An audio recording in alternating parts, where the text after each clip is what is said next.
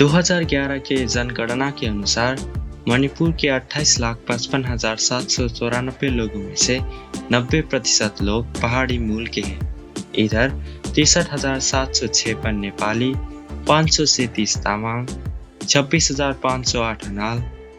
2,529 आओ,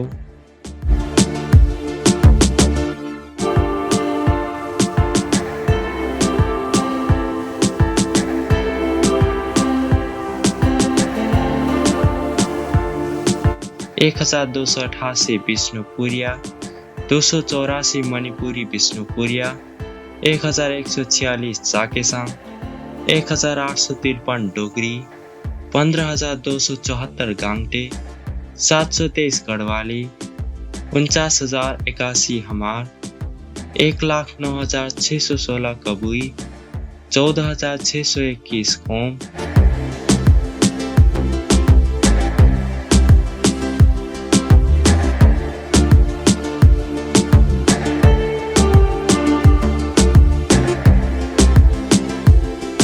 37,805 कुकी, 1,127 कुमाऊनी, 15,22,132 मैते,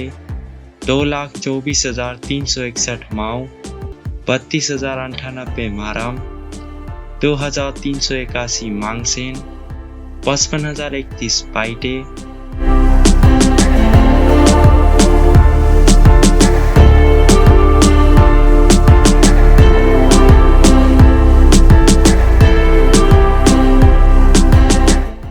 49,315 पाउला,